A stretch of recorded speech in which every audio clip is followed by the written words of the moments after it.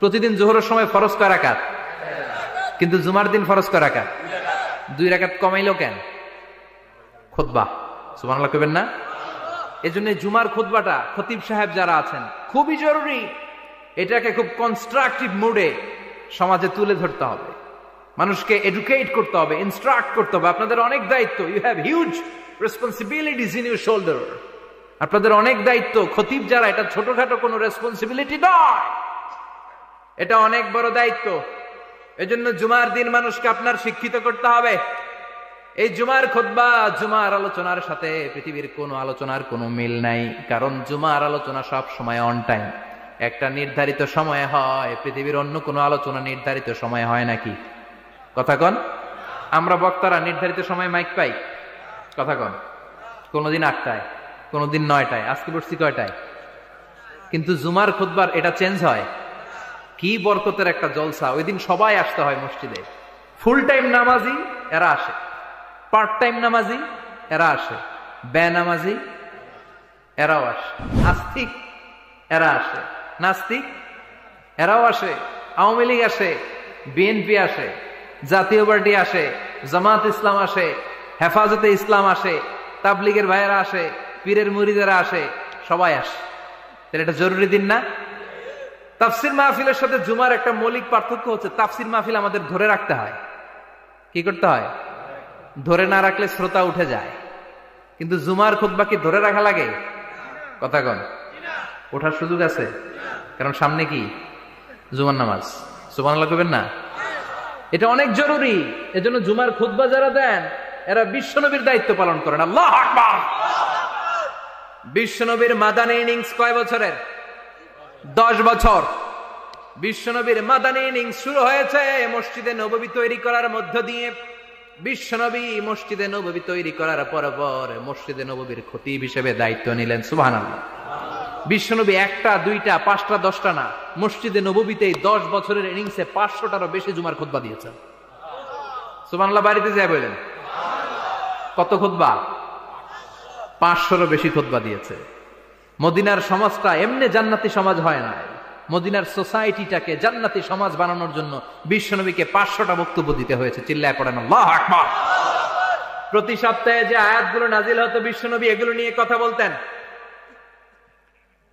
এই সপ্তাহে যে সমস্ত আয়াতগুলো নাজিল হলো ওই আয়াতগুলো নিয়ে বিশ্বনবী জুমার দিন খুতবার মধ্যে কথা বলতেন। এই সপ্তাহের মধ্যে রাষ্ট্রীয় যত ক্রাইসিস আছে এই সমস্যাগুলো নিয়ে বলতেন। এই সপ্তাহে সমাজের মধ্যে বড় বড় যত ঘটনাগুলো ঘটে গেল এগুলো নিয়ে বিশ্বনবী জুমার দিন কথা বলতেন। সুবহানাল্লাহ। এজন্য খতিব যারা আছেন জুমার আলোচনাটা অনেক কনস্ট্রাকটিভ, ফ্রুটফুল হতে হবে, কোরআনের আলোকে হতে হবে। বিশ্বনবী জুমার খুতবা দিচ্ছেন, হঠাৎ বিশ্বনবী দেখলেন হাসান আর হুসাইন লাল 2টা জামা পরে জুমার মসজিদের মধ্যে ঢুকে একবার কাতারের এইদিকে দৌড় মারে, আরেকবার ওইদিকে দৌড় মারে। ছোট বাচ্চাদের এরকম দৌড়াদৌড়ি আছে না নাই? রাজা মেহরও আছে। ছোট বাচ্চাদেরকে মসজিদে ঢুকতে দেন তো না বের করে দেন? বের করে দেয়। সর্বনাশ। বাচ্চাদেরকে মসজিদ থেকে বের করবেন না, কখনোই বের করবেন না। তুরস্কের বিভিন্ন মসজিদে বড় বড় ফেস্টুন দিয়ে লেখা থাকে তারাবির নামাজে, জামাতের নামাজে মুরব্বীরা যখন সামনে নামাজ পড়বে পিছন থেকে যদি ছোট বাচ্চাদের চিল্লা চিল্লি আর কিচির মিচির শব্দ শুনতে না পাওয়া যায় তাহলে ভবিষ্যৎ প্রজন্ম নিয়ে আপনারা চিন্তিত থাকুন। পিছনে যদি বাচ্চাদের হই হুল্লোড় না থাকে, চিল্লা ফাল্লা না থাকে, তার মানে নেক্সট জেনারেশন এগুলো মুসল্লি হবে না, এগুলো হবে ডাকাত। এজন্য এরা বিভিন্ন প্রজেক্ট চালু করেছে। 40 দিন টানা ফজরের নামাজ যে ছোট বাচ্চারা মসজিদে এসে পড়বে ওই প্রজেক্টের আওতা থেকে একটা করে সাইকেল দিয়ে দেয়া হচ্ছে। সুবহানাল্লাহ কইবেন না? কুয়েতে আর একটা প্রজেক্ট করছে, ফজরের নামাজে মুসল্লি নাই। কুয়েতের এই প্রজেক্ট হচ্ছে marriage project, second marriage project, দ্বিতীয় বিবাহ প্রকল্প।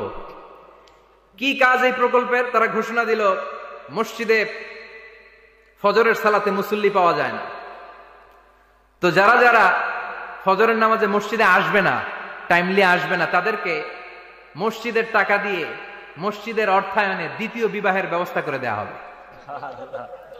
এই ঘোষণা দেওয়ার পর থেকে ওই এলাকার কোন মহিলার তাহাজ্জুদ মিস হয় না। ফজর তো অনেক দূরে, তাহাজ্জুদের সময় থেকে হাজবেন্ডে ডাকা শুরু করে মসজিদে যাও, তাড়াতাড়ি তাড়াতাড়ি কোথায় যাও? কারণ মসজিদে না গেলে দ্বিতীয় বিয়ে আছে না নাই? সুবহানাল্লাহ কইবেন না? What a project, what a project, কত চমৎকার প্রজেক্ট। এই প্রজেক্ট গুলো নেওয়ার দরকার আছে না নাই? এজন্য ছোট বাচ্চাদেরকে মসজিদ থেকে তাড়িয়ে দেওয়া যাবে, এদেরকেও নিয়ে যাবে। এরা হাসতে খেলতে চলতে ফিরতে, আমি বাইরের যত জায়গায় তারাবি পড়েছি, অনেক দেশে তারাবি পড়েছি রামাদানে, ছোট বাচ্চারা পিছনে অনেক কিচির মিচির করে, হঠাৎ অ্যানাউন্সমেন্ট দেয় বাবা মারা ছেলে মেয়েদেরকে শান্ত করেন, কিছুক্ষণ শান্ত, 2 রাকাত পরে আবার চিল্লাচিল্লি, আছে না নাই? তো ওরা যদি না চিল্লায়, ওরা যদি লাফালাফি না করে, লাফালাফিকে 80 বছরের মুরব্বী করবে? কথা কয় না। মুরব্বী লাফালাফি করলে এটা মানাবে? ছোট বাচ্চারা লাফালাফি করবে, একজন আরেকজনের কামড় দিবে, কাঁচের গ্লাস ভাঙবে, এটাই পৃথিবীর সৌন্দর্য। চিল্লায় বলেন ঠিক কিনা? বিশ্বনবী একবার আসরের নামাজের সেজদা লম্বা করে দিলেন, সাহাবারা বললেন নবী নামাজের পরে ধরলেন, অসুস্থ হয়ে গেলেন নাকি, অথবা কোরআনের আয়াত সেজদা অবস্থায় নাজিল হয়ে গেল নাকি? আসরের সেজদা তো এত লম্বা করতে কখনো দেখি নাই রে নবী। বিশ্বনবী বললেন না, অসুস্থ হই নাই, কোরআনের আয়াত নাজিল হয় নাই, আমি যখন সেজদায় লুটিয়ে পড়েছি, আমার কলিজার টুকরা নাতি হাসান আমার কাঁধের উপরে চেপে বসেছে, আমি যদি সেজদা থেকে মাথা উঠাই হাসানের কষ্ট হয়ে যাবে, তাই আসরের একটা সেজদা আমি ইচ্ছা করেই লম্বা করে দিয়েছি। কি নবী ছিল, কি মায়া ছিল নাতিদের সাথে। হাসান হুসাইন, বিশ্বনবী যে নবী হচ্ছে সব নবীদেরও সর্দার, ওই নবীরে ঘোড়া বানায়া, বিশ্বনবীর বাবরি চুল ছিল তো, ওই চুল ধরে এরকম ঘোড়া ঘোড়া খেলত, বিশ্বনবীর কাঁধে বসে বিশ্বনবীর বাবরি চুল টেনে টেনে কয় এটা আমার ঘোড়া। হাসান হুসাইনের গায়ের এমন কোন জায়গা নাই যে জায়গায় বিশ্বনবী চুমা দেয় নাই।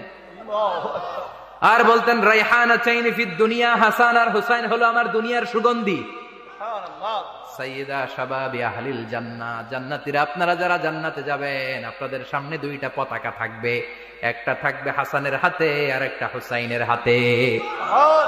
বিশ্বনবী মসজিদে নববীতে জুমার খুতবা দিচ্ছেন, হঠাৎ হাসান আর হুসাইন লাল 2টা জামা পরে কাতারের মধ্যে দৌড়াদৌড়ি শুরু করলেন।